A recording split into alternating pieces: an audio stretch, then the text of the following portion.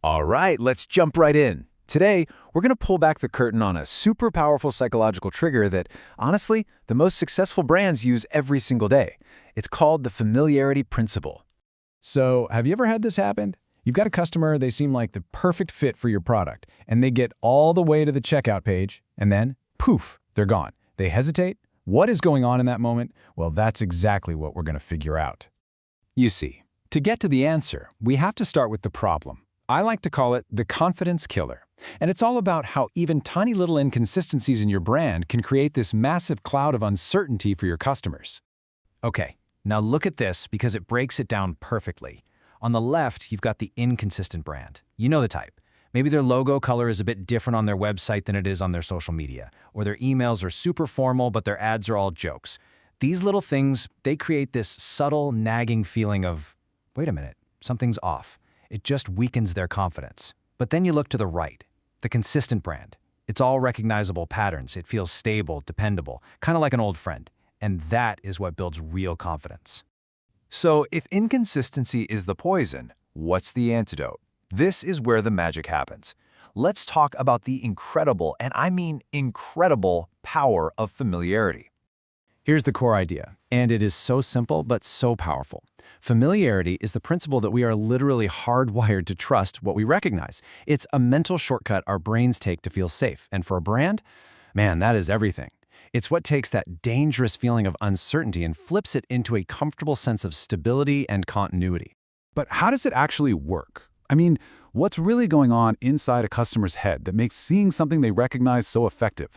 Let's get into the psychology of it. This lays out the journey perfectly. It all starts with step 1, repetition.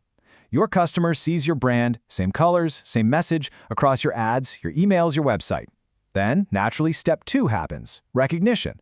The next time they see you, their brain just goes, oh, hey, I know them. They remember seeing you before. And that path leads directly to step 3, trust. Suddenly, your brand doesn't feel like a stranger anymore. It feels stable. It feels dependable.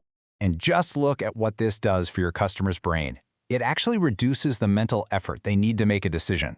They don't have to start from scratch and reevaluate who you are every single time. And of course, that speeds up the whole buying process. But the long-term play here is huge. It strengthens their memory of you and builds what the experts call mental availability, which is really just a fancy way of saying when they need what you sell, your brand is the very first one that pops into their head.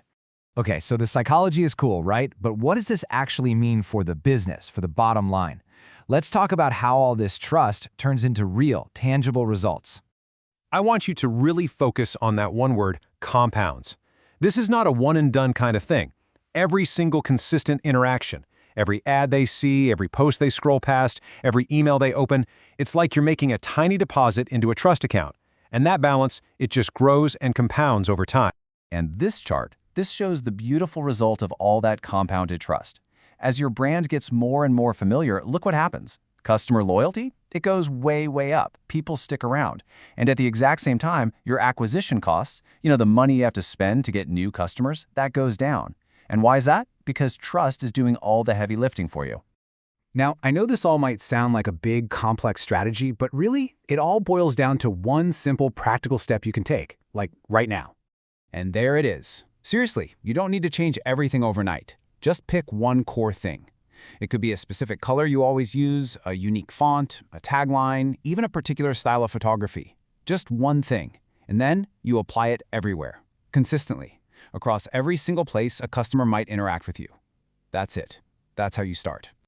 So I'll leave you with this question to chew on for your own project or business. What's your one familiar thing? What's the one element that when a customer sees it, they instantly know, ah, that's them? Find that, and you found the key to building lasting trust.